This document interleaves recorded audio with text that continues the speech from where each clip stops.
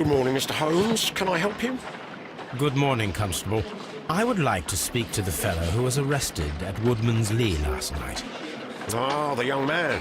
He's waiting in the interrogation room. You can go straight through. His belongings are held in the evidence room. Thank you.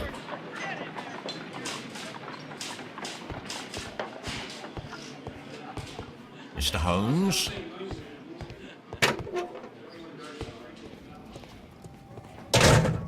These are the suspect's belongings. The notebook that we found on Peter Carey's cabin floor.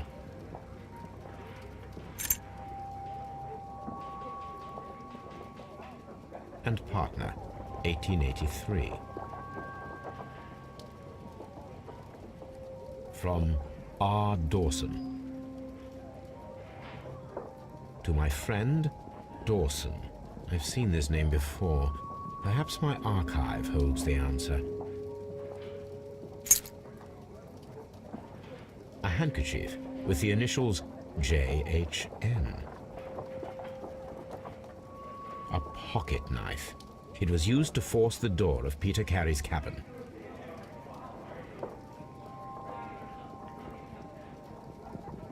These abbreviations mean something, but what?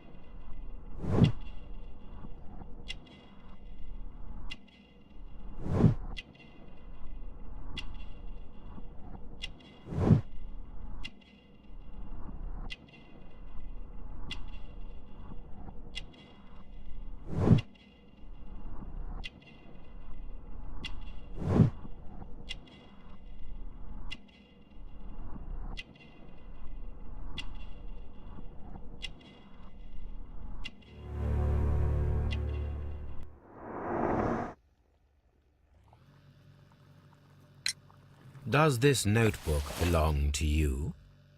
Yes. But where did you find it? I did not know... I thought I'd lost it at the hotel. What do these abbreviations mean? Oh, no. I beg you, I can't. If I told you, it would only make things worse. But I will find out eventually, Mr. Nelligan. The sea knife was found near Carey's body. Tell me, Mr. Nelligan, did Mr. Carey try to defend himself or to attack you with it? I don't know. I didn't kill anyone. The police seized this valuable ring from you. Whose is it? I didn't steal it from anyone. It has always belonged to me.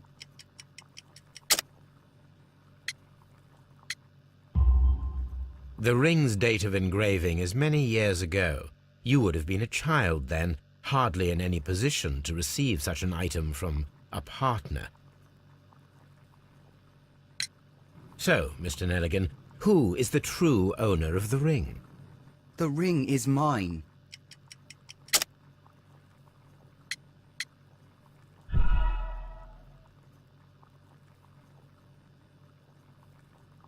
So, Mr. Nelligan, who is the true owner of the ring? The ring is mine.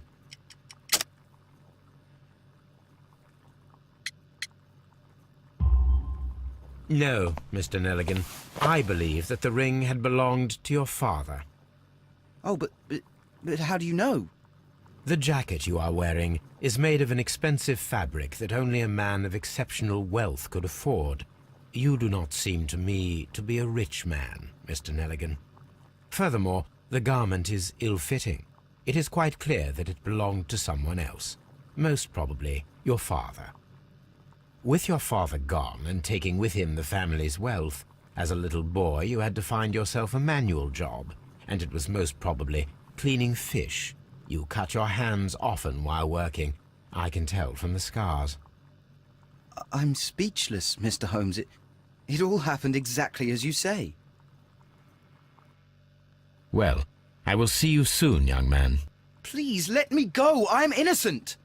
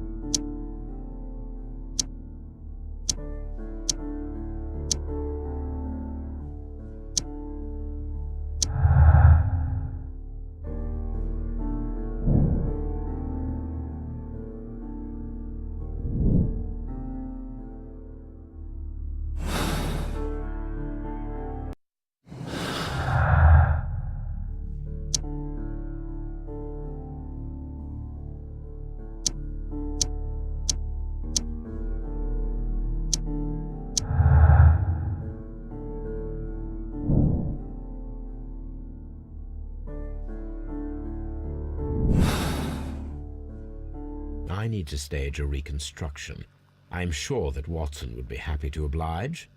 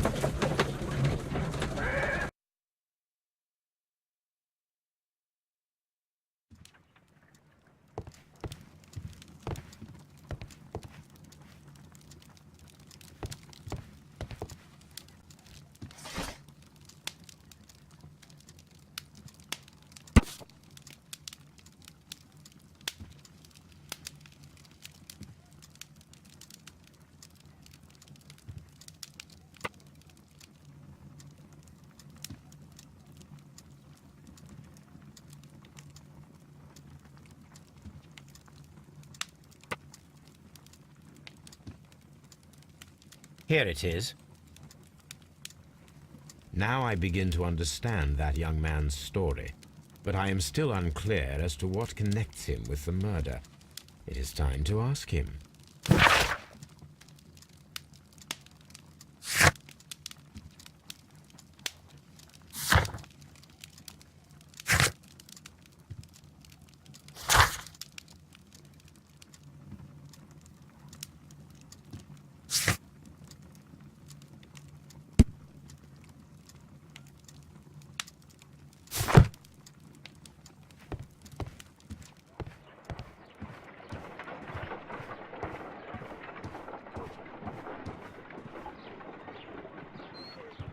A spot of whaling, Watson. Would you care to take part? Are you serious? No, but we do need to clarify what happened on the night of Black Peter's murder. A reenactment, then? Is something bothering you? The sailor's knife, Watson. Why was it on the floor?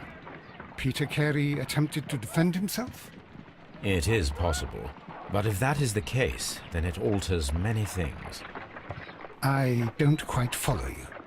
Tell me, my friend, what is the animal closest to man, morphologically, I mean? Ah, I see what you're getting at, Holmes. You asked me that once before. On the Ripper case, I believe. Do you want to slit some more pigs' throats? No. Thank goodness for that. I wish to impale one with a harpoon. Wonderful. Watson, let us pay a visit to our butcher friend in Whitechapel. We require the carcass of a well-fed pig. And the harpoon? One of the harpoons on the wall of Black Peter's cabin should do quite nicely.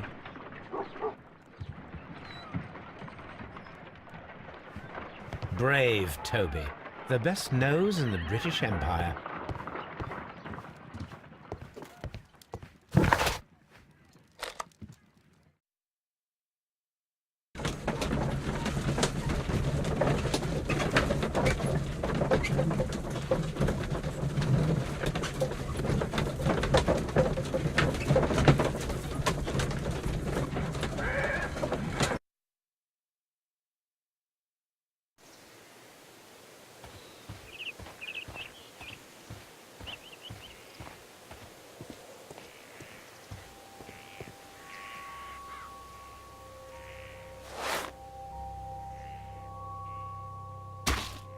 These boots don't match the footprints.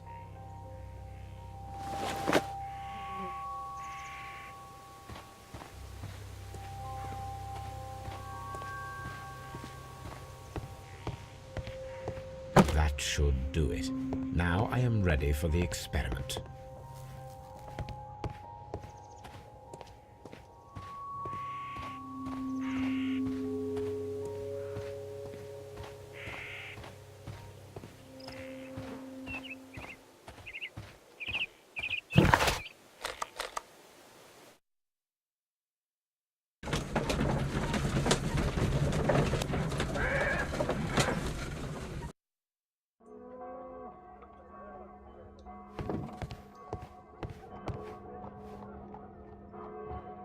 Well, here we are in the preparation room.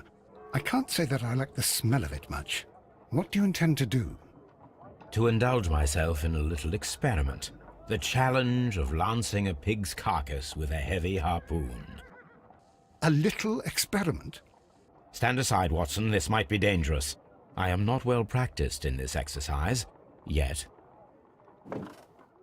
Holmes, you should aim for the mark in order to perform the most reliable test.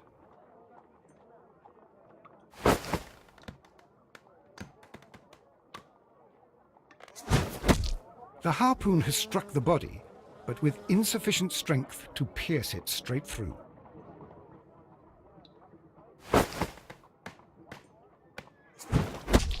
Holmes, you should try to aim better and throw as hard as you can.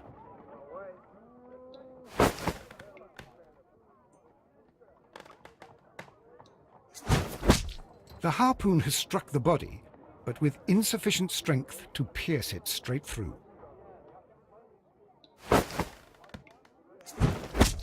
Holmes, you should try to aim better and throw as hard as you can.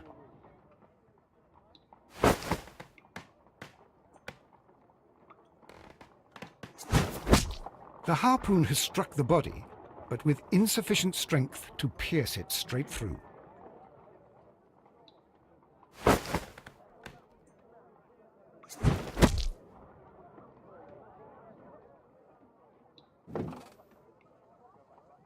This is the best possible result that I could get. Do you see, Watson? Throwing a harpoon and pinning a man to a wall requires either exceptional strength and training or diabolical luck. If it was luck, then it was a chance in 1,000 that night. Well, yes. Let us leave now. All right. But before we go, I suppose I'll have to pay for all these carcasses you've happily mangled. Very well, but please hurry. Of course.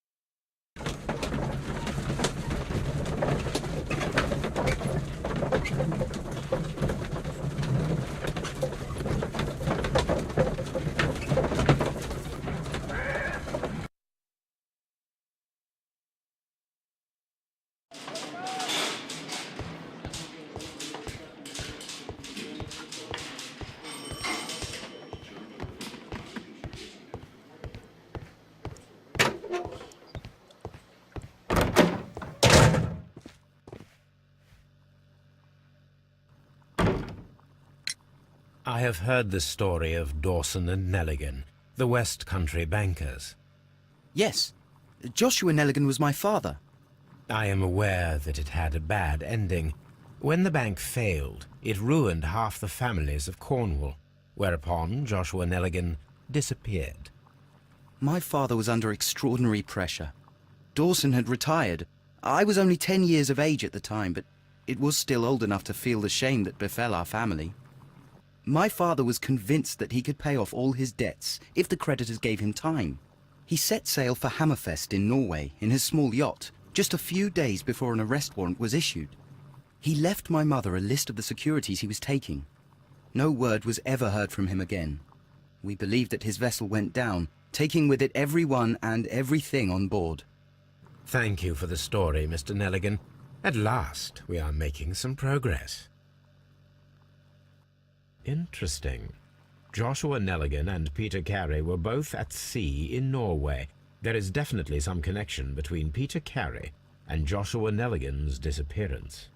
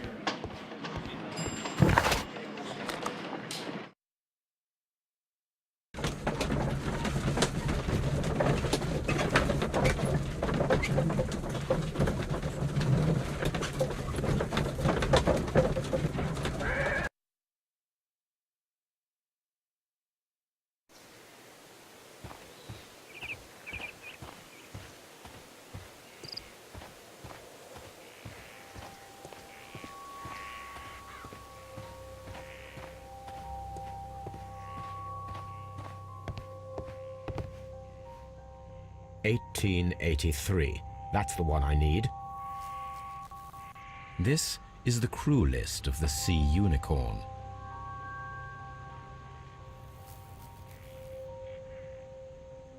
This is the crew list of the Sea Unicorn. Log notes for June. Nothing unusual.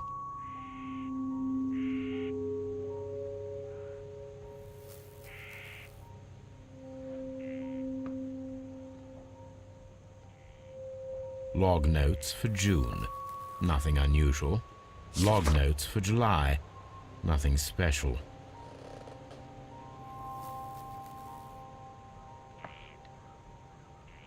Log notes for August. These pages have been torn away. Canadian Pacific Railway, CPR, a torn piece from a bond certificate. I have seen this abbreviation somewhere very recently. There are 3 ways of discovering what happened in August of 1883 aboard the Sea Unicorn.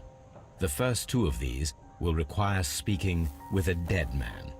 The last would be to locate vital witnesses, the sailors involved in this whale hunt campaign.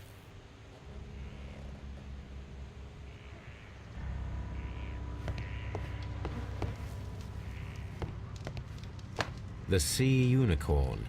She was the ship that Peter Carey commanded.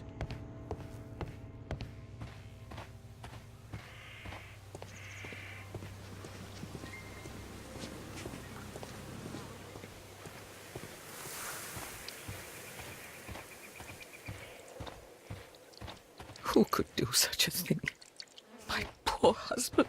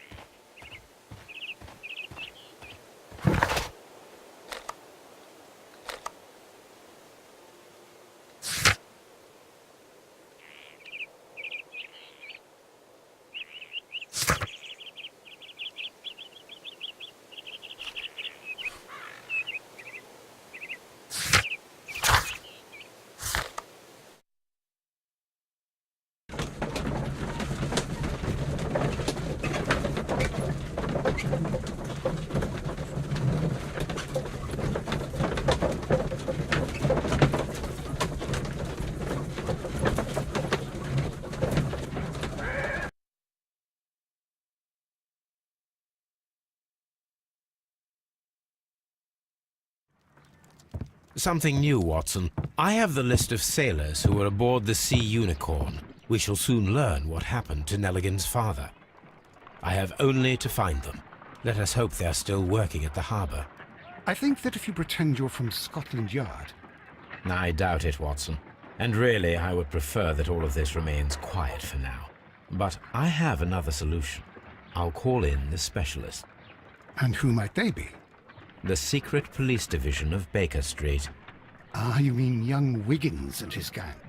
Yes. Believe me, you'll receive more useful assistance from these little urchins than from a dozen yard detectives. Those children are everywhere. They see and hear everything, and they are cunning. All they lack is organization. I'll summon them. How will you do that? There is always a watch beneath our window. I have only to call him.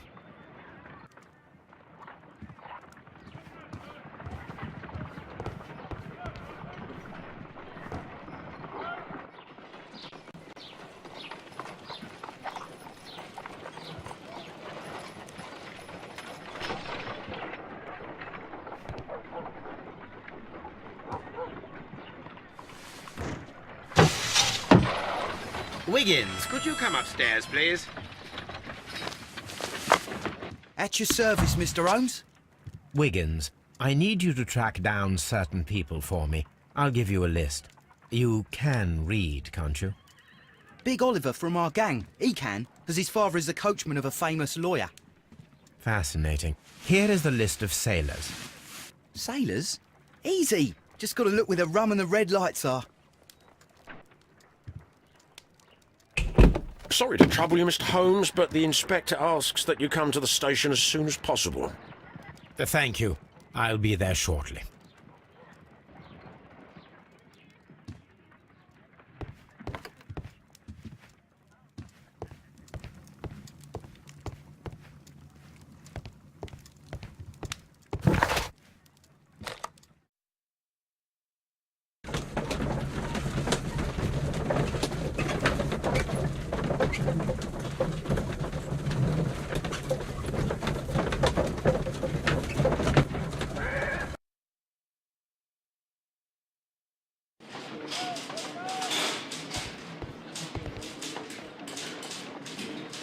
Mr. Holmes, I'm glad to see you. As always, what happened? We have a new suspect, Liam Hurtley. I'm thinking that this case will be resolved very quickly now.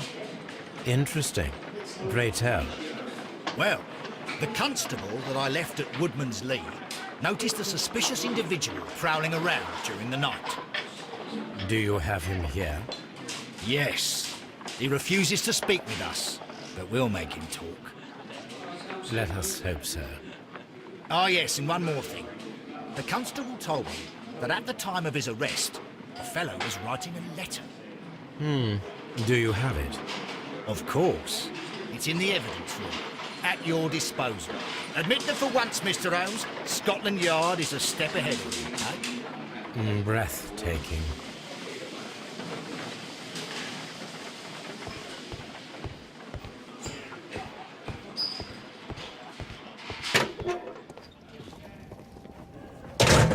These are the suspect's belongings. Liam Hurtley's old boots.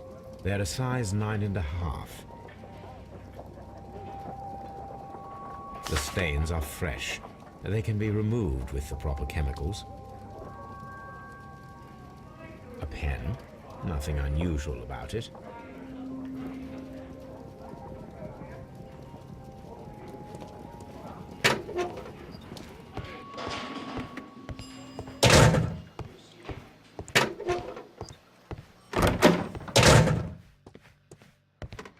Please escort this suspect for interrogation.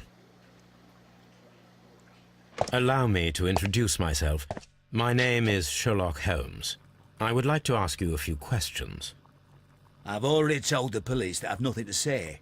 And you're not even part of the police. Precisely. And considering your situation, it might be wise to speak with someone who is, shall we say, rather more neutral. You are a suspect in a murder case. I know. Inspector Lestrade told me. It's ridiculous. Could you at least tell me who you are, and exactly what happened that you should be brought here? My name is Liam Hurtley. That I can tell you, but you're not getting any more than that. Well, we shall see.